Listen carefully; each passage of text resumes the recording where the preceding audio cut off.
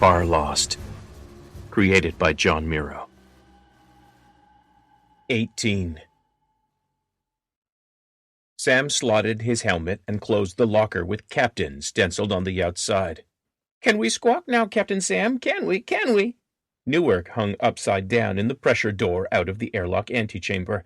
His black tentacles slapped the wall, and a hologram floated over his shoulder in the hallway running down the center of the Betty. The thorn was big enough to warrant an outline at this distance in the hologram. There were dozens of grit-sized blue dots floating around her, but only one red one. The Betty herself, which floated nearest to Sam and Newark. 3 blinking, animated arrows hovered in front of the Betty, indicating that her engines were blasting, killing off her speed by hundreds of kilometers a second. Sam rubbed the scarred right side of his face, tracing the raised welt just below his eye down to almost his jaw. It still froze and burned every time he took a spacewalk. "Go for it. Ping away, Daisy." "Yes, Captain." The deep, disembodied voice seemed to hover all around him. "Sensors actively pinging now, Captain. Shall I encode the data to trade with both networks?" "Yes, Daisy," he replied, ducking under Newark's bulk, shouldering the tumbler's hexagonal exoskeletal frame good-naturedly. "Pays to be good neighbors out in the cold, you know." "Not sure that's true about ArieNet," Ben groused, his voice also seeming to float in the air next to Sam's head as he jogged down the corridor toward the front of the ship and the bridge. "Martel? Yeah, they haven't steered us wrong yet, but how about that time Arie traded for our pings with that outdated winter belt route showing no pirates? We had to replace 3 tons of ablative armor and spend a week sitting still in the shade of an asteroid to get the dragon scales to sit right again." "Come now, engineer," Douglas's voice, sounding slightly tinnier for being patched in from his spacesuit, replied before Sam could answer. "Data is money. The Betty has been moving around the system encoding a goodly sum of real-time data for too long for Arie to have risked our business for 30 pieces of pirate silver."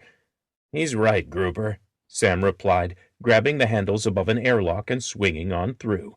"There's not too many free traders running around the system these days. You have to watch Arie doesn't trade you for old data sometimes, but our live pings are worth too much for them to outright sell us out." "Huh, well, they sound sweet when you put it that way," Gruber replied. Bleed-through from another feed tickled his ear. Sam heard feet echoing on metal and knew someone on the bridge had just opened an audio circuit with him. "One thing Gruber's right about," came a strange, bleeding voice. It let out a dolphin-like whistle, then continued. "Arie's packets were awfully thin. We need to renegotiate our transaction rates, Cap. Martel, on the other hand, sent us multiple maps of the solar data, and by both counts, you were right." Sam heard a few whistles and shouts. He grinned and jogged a little faster towards the bridge.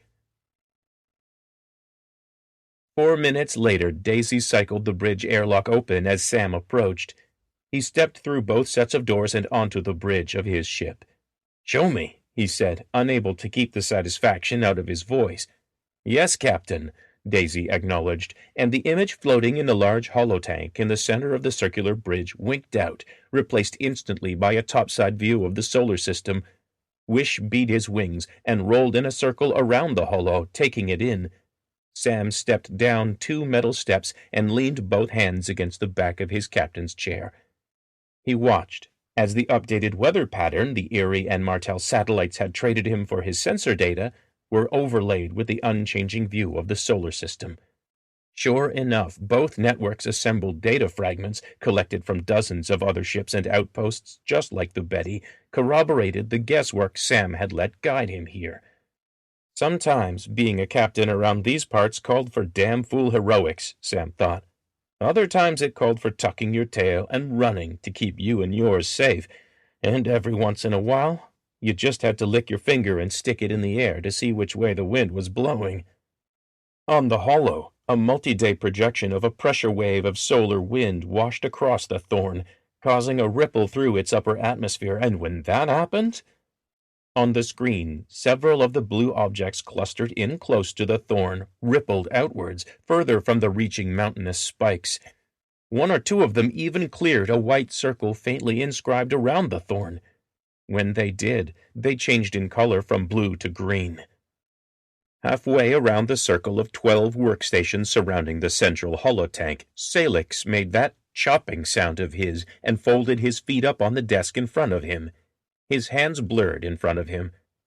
Gliding back toward the seated bipedal plant, Wish laughed, a burbling whistling sound. Would it kill you to use a translator? Or ask Daisy to watch your hands and do it for you?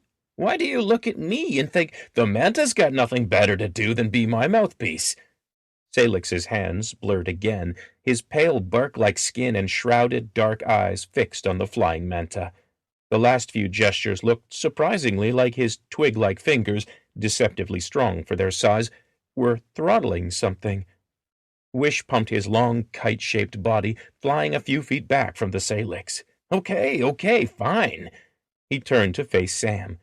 Ever the optimist, our friend Sal wants to remind everyone that the solar windstorm won't last very long. We need to bring the Betty in close and be ready to act fast. Something heavy crashed through the airlock. Sam didn't bother to look as Newark rolled down the stairs like a deformed marble around a roulette wheel. Another black skeleton, appearing to Sam like a dense mass of hard, bent vines, just like tumbleweeds from good old planet Earth, bouncing around some Wild West desert town, suddenly bounced right through the hollow. The two forms crashed into each other, exoskeletons creaking, two nipping beaks and dozens of muscular pink and black tentacles whipping out from the two spun silk balls that lay around the soft bodies of the creature at the center of each protective exoskeleton. The air filled with high-pitched grunt laughs from both Newark and Posk. Knock it off, Gruber yelled from engineering. I'm running that hollow down here too, and I just about had a heart attack when Posk jumped through it. Jesus, somebody hose them down. Newark acquiesced, turning to roll onto one of the large, multi-species suitable workstation acceleration couches surrounding the hollow. Posk, however, wrapped several strong tentacles around his playmate's exoskeleton and flipped himself up and over, right through the hollow once again. Sam tried not to laugh, as Posk's every tentacle stuck out and shook like a drunk with the shakes just as he passed through the hollow, the tumbler equivalent of sticking out its tongue. Wish laughed, and Salix thumped the arms of his chair to show his approval. Sam bit his lip as Gruber swore some more. All right, Sam said after a minute. Everyone quieted down and listened. Salix is right. How much speed do we bleed off, and how close to that thorn will we have to get? Daisy? Analysis of the airy and mental projections is complete. Daisy's deep, calm voice washed over the bridge. There are sufficient data points consistent between the two forecasts to project a 6-hour recovery window for the Hulk shown here. The image in the holofield exploded, focusing in on one of the two green dots. It grew to almost 6 feet across, a grainy image made up of squares of higher and lower resolutioned images. The Hulk was small, only a fragment of a spaceship. Shit! Wish swore. Sam studied the image. Dark marks showed across most of the Hulk. Okay, Sam murmured. Yes, it's been picked at before, but we've had worse salvage bring us a pretty return. Daisy, Ben, put your heads together. Let me know if we can pull the whole thing free before it sinks back. His words stopped. He jumped out of his chair, practically leaping over his workstation. He ran up to the hollow and stuck his fingers up and into the Hulk, pulling at it. The image exploded in size even larger. Sam's prodding focused on another silver gleam behind the first one. Uh-oh, whispered Posk from the other side of the bridge. Sam ignored him and tugged until the gleam blossomed. A double click sounded in the air, signifying someone had opened a private channel, and only Sam could hear the voice.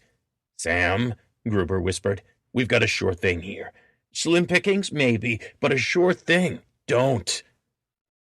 Sam knew his engineer was right. It was a risk. More than a risk.